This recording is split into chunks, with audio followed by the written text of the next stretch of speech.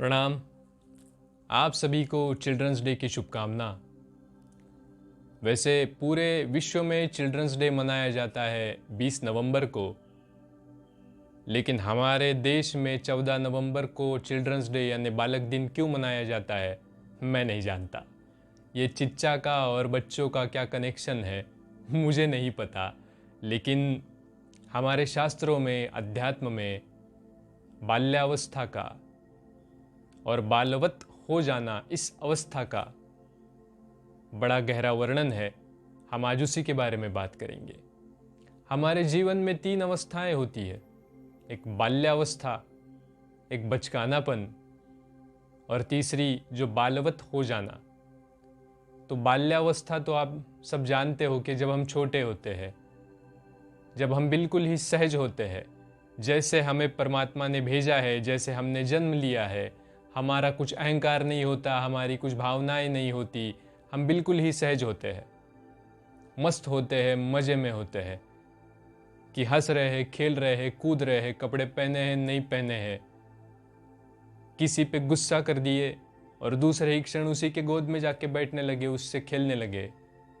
अभी 2 मिनट पहले किसके गोद में बैठे थे, दूसरे ही क्षण उसे ही उठ पटक के मारने लगे, चीज़ें उस पर फेंकने लगे।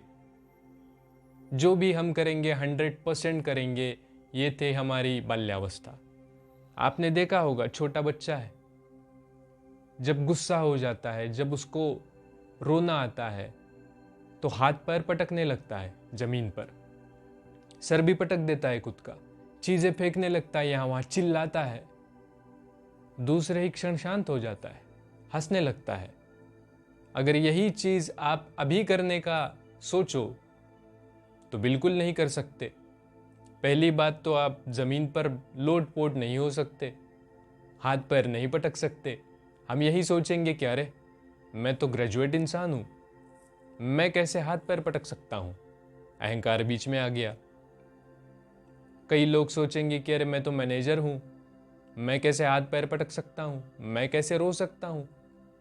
हमारी वृत्ति, हमारा अहंकार इतना ऊपर चढ़ गया है कि हम खिलकर हंस भी नहीं सकते, हम खिलखिलाकर नहीं हंस सकते, हम खुलकर नहीं हंस सकते।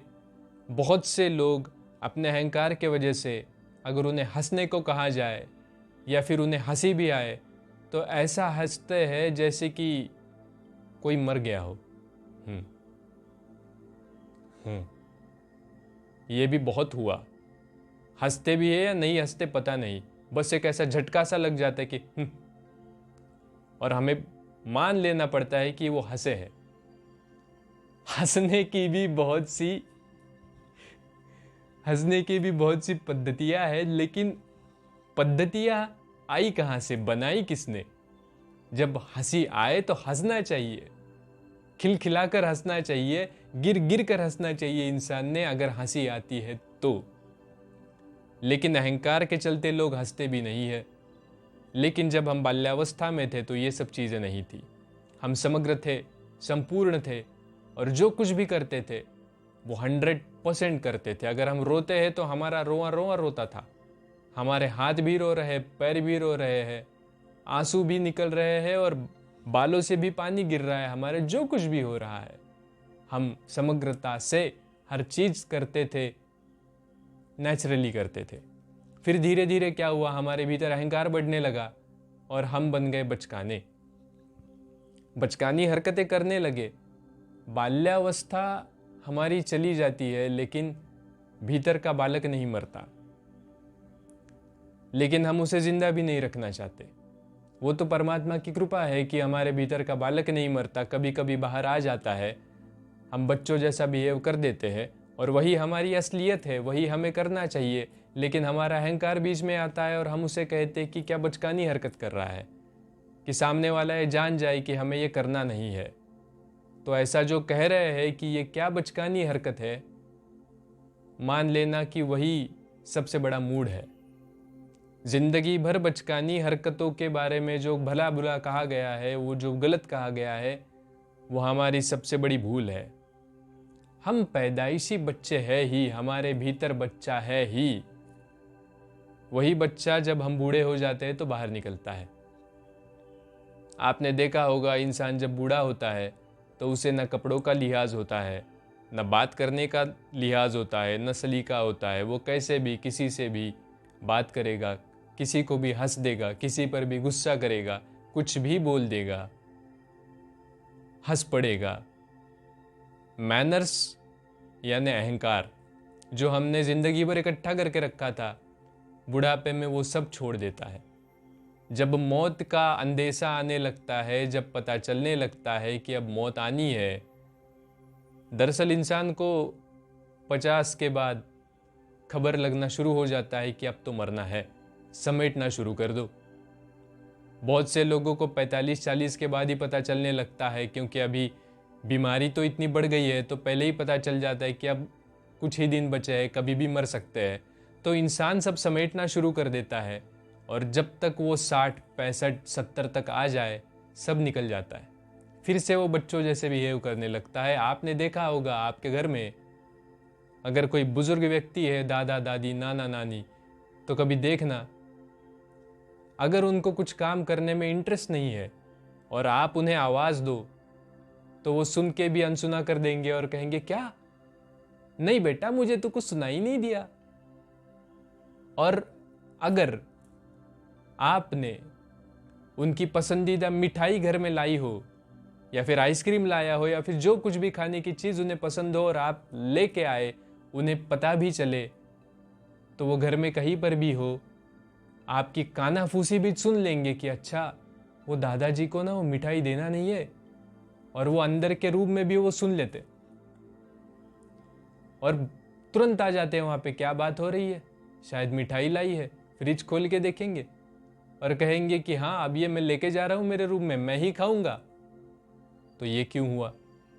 तो ये है फिर से बालवत हो जाना। हमारे शास्त्रों में बालवत हो जाना, इस अवस्था का बड़ा वर्णन किया है। जितने भी अवधूत मार्ग के, अवधूत अवस्था में पहुंचे हुए संत थे, सन्यासी थे, जैसे महाराष्ट्र में अगर देखो तो गजानन महाराज थे, स्वामी समर्थ जी थे, या फिर साईं बाबा थे। जितने भी अवधूत परंपरा में के सिद्ध थे, वो सब लोग इसी बाल्यावस्था से गुजरे हैं। कहीं पर भी बैठ जाते थे, हंसने लगते थे, रोने लगते थे, चीखते थे, चिल्लाते थे, दिगंबर रहते थे, कपड़े तो पहनते ही नहीं थे, कुछ भी खा लेते थे। ये सब चीजें लोग तो कहेंगे कि ये पागल है, लेकिन अध्यात्म में इस अवस्था को परम अवस्था माना गया है। शिवजी को भी जब आप उत्तर की तरफ जाओगे तो शिवजी को भोले बाबा कहते हैं। भोले बाबा यही बात है जिसे हम आज कह रहे हैं, बालवत हो जाना।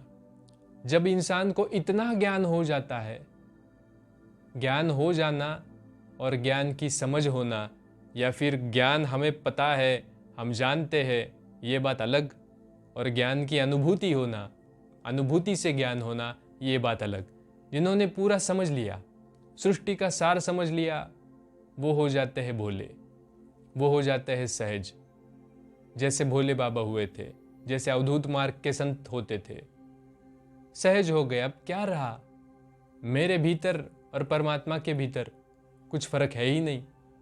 मेरे भी भीतर वही है, आपके भी भीतर वही है। कबीर कह गए थे कि घट घट में है राम बसे। तो वही बात अगर कोई जान ले, हम तो बात कर लेते हैं, हम तो रटी रटाई हो जाती है कि हाँ, घट घट में है राम बसे, यहाँ भी राम है, वहाँ भी राम है, मेरे भीतर भी राम है, तुम्हारे भीतर भी राम है। ये बस बोलते हैं लोग, तोता रटन करते हैं। लेकिन जिन्होंने सच में जान लिया, वो हो जाते हैं बच्चों जैसे, वो हो जाते हैं बालवत। ज्ञान से इतना भर जाता है इंसान कि किसी भी चीज का कुछ उन्हें फर्क ही नहीं पड़ता। फिर आप उन्हें कपड़े पहनाओ मत पहनाओ, आप उन्हें कुछ खिलाओ मत खिलाओ, सत चित आनंद की अवस्था आ जाती है, और इसी अवस्था को कहा गया है बालवत अवस्था। जीवन का एक चक्र है। हम जब जन्म लेते हैं, परमात्मा से, उस ऊर्जा से हम इस धरती पर आते हैं, तो हम होते हैं सहज। फिर भी धीरे धीरे धीरे धीरे हमारे ऊपर अहंकार चढ़ते जाता है, और पूरे जवानी में जब हम आ जाते हैं तो अहंकार हमारे चरम सीमा पर होता है कि देख लेंगे कौन है हमारा टेढ़ा करने वाला, देख लेंगे हमारा कौन क्या बिगाड़ लेता है। वो होती है जवानी। पूरा जब मध्य में आ जाता है जीवन का कांटा, तो हम खुद कांटा बन जाते हैं कि कोई आए देख लेंगे, चुबा देंगे उसको, खून खून कर देंगे। और जब भी वो उतरने लगता है तो हम फिर से होने लगते हैं बालवत।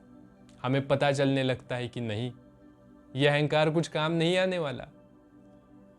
और यही परमात्मा की देन है कि हम जैसे आए थे अगर वैसे ही वापस जाते जाते बुढ़ापे में वैसे ही अगर बालवत हो जाए तो वो हमारे लिए सहज होता है। हाँ, कुछ होते हैं लोग जो ये मानने में बड़ा विश्वास करते हैं, ये बोलने में बड़ा विश्वास करते हैं कि अरे मैं तो 60 साल का युवा हूँ, मैं तो 70 साल का युवा हूँ। लेकिन ये बचकानी बात है। इसका एक ही अर्थ है कि वो बूढ़ा होने के बाद भी ये एक्सेप्ट नहीं कर पा रहा कि मेरा बुढ़ापा आ गया है। वो अभी भी जवानी के गुलछर्रे उड़ाने की कोशिश कर रहा है। उसे ये बात जच नहीं रही कि मैं बूढ़ा हो गया हूँ। और ये बात उन्हीं के विषय में होती है। ये बात वही लोग करते हैं जिनका बुढ़ापे के साथ साथ मस्तिष्क या फिर मन प्रगत नहीं हुआ, मन के कोई अनुभव बढ़े नहीं, मन में कोई बदलाव नहीं आया, अभी भी जवानी की बचकानी हरकतें ही मन में चल रही है, मन पका नहीं, बुद्धि पक नहीं गई, परिपक्व नहीं हुआ। वही लोग ऐसा कहेंगे कि मैं 70 साल का युवा हूँ, अभी भी वो कॉलेज में ही जी रहा है। ये कोई तारीफ करने वाली बात नहीं है। उम्र के साथ साथ तो इंसान ने फिर से बालवत हो जाना ही अच्छी बात है। अगर ये इतनी सी चीज को भी हम जान ले तो हम हमारा पूरा जीवन बदल सकते हैं। आजकल के बच्चे भी बच्चों जैसे नहीं रहे, ये सबसे दुर्भाग्यपूर्ण बात है।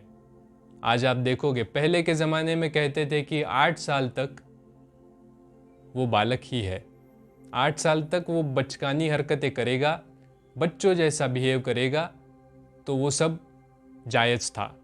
8 साल तक तो वो बच्चा ही मानते थे। 10 साल तक, 12 साल तक भी बहुत से लोग पहले ज़माने में, अभी तो बाल्यावस्था है, अभी तो बालक है, ऐसा ही कहते थे। क्योंकि उतनी सहजता, उतनी सरलता उस ज़माने में दिखाई देती थी। लेकिन अभी बात उल्टी हो गई है। 4 साल का बच्चा भी इतना कॉम्प्लिकेटेड हो गया है कि उससे बात करते वक्त हमें ये अचरज हो जाए कि हम बच्चे से बात कर रहे हैं या किससे बात कर रहे हैं। 4 साल का बच्चा भी ऐसी ऐसी बातें बोलने लगता है, समझ बिल्कुल नहीं है लेकिन बोलने लगता है, उल्टी सीधी बातें करने लगता है, ऊट पटांग सी बातें बोलने लगता है। ये हम बच्चों को क्या सिखा रहे हैं? जो माता पिता अपने बच्चों को जैसे संस्कार देते हैं, आप उनका बचपन छीन रहे हो। अगर जितने जल्दी आप बुद्धि से, डिप्लोमेसी से अपने बच्चों को मिलवा रहे हो, हम बच्चों को आप बुद्धि वाली चीज़ें सिखा रहे हो, तर्क वाली चीज़ें सिखा रहे हो, डिप्लोमेसी वाली चीज़ें सिखा रहे हो, दिखा रहे हो, आप अपना भविष्य खराब कर रहे हो। उससे कुछ हासिल नहीं होने वाला। बच्चों को जब तक बच्चों जैसा रहा नहीं दिया जाए, जब तक हम बच्चों को बच्चों जैसा सहज रहने में हम मदद ना करें, तब तक भविष्य खतरे में है। टेक्नोलॉजी ने बहुत सी चीजें अच्छी कर दी होगी, लेकिन बच्चों का बचपन मार दिया है। आज कोई भी बच्चा बच्चों जैसा लगता नहीं। जो पहले 8 साल तक बच्चा लगता था, अभी वो 2 साल तक ही सहज होता है, परमात्मा उसमें बसता है। पुराने लोग कहते थे, आपने सुना होगा कि अरे बालक के मुख से तो परमात्मा बात करता है। भगवान बच्चों में बसते हैं, बालक में परमात्मा बसते हैं, ये हमारे बुजुर्ग कह के गए। तब वो मानते थे कि 8 साल तक का बच्चा है जिसमें परमात्मा का वास होता है। उसके बाद आ जाता है ईगो, आ जाता है अहंकार, आ जाती है डिप्लोमेसी, आ जाता है कुटिलता, आ जाती है भीतर। लेकिन अभी वो उम्र और कम होते जा रही है। अभी वो उम्र आ गई है 2 साल। जैसे ही बच्चा 3-4 साल का होने लगा, उसके भीतर अहंकार आने लगता है। आने लगता है इसका मतलब डाल दिया जाता है। आप भी अगर देखिएगा आपके जीवन में आपको कौन सा वो समय था, सबसे पुरानी याद आपको कौन सी आती है? इंसान को ज़्यादा से ज़्यादा 6 साल के बाद, 7 साल के बाद की चीज़ें याद होती है, उसके पहले कुछ याद नहीं होता। क्यों याद नहीं होता? क्योंकि तब हम सहज अवस्था में थे। तब हम थे, परमात्मा ने जैसे हमें भेजा है वैसे कोरे कुंवारे, जिसे हम कहेंगे निर्मल। उसके बाद अहंकार चढ़ना। जब से अहंकार आ गया तब से हमें चीज़ें याद आती है कि उसने मेरी तारीफ की थी, मुझे अच्छा लगा। उसने मुझे मारा था, पीटा था, मुझे बुरा लगा। उसके पहले हमारा अहंकार नहीं था, हमें कुछ याद नहीं आता। जब से अहंकार आना शुरू हो गया तभी से चीज़ें हमें याद रहने लगी। और जितना कचरा तुम याद कर करके अपने साथ लेके जा रहे हो, अंत तक तुम्हें वही तकलीफ देगा, बाकी कुछ भी चीज़ तुम्हें तकलीफ नहीं देती।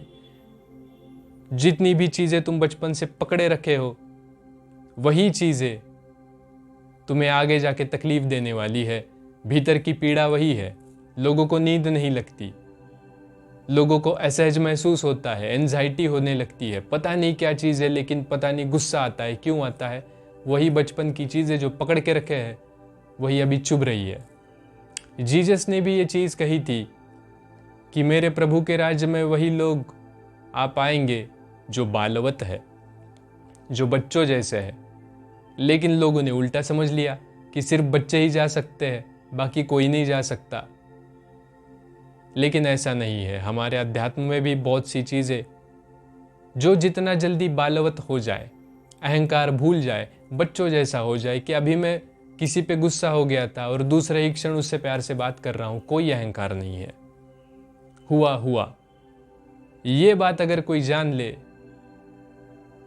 तो सतचित आनंद में पहुंचने के लिए, सतचित आनंद अवस्था को प्राप्त करने के लिए, उस अवस्था में जीने के लिए आपको एक क्षण की भी देरी नहीं लगेगी। और वही आपके लिए होगा असली बाल दिवस, असली बालक दिवस और असली चिल्ड्रंस डे। शंभू शंकर।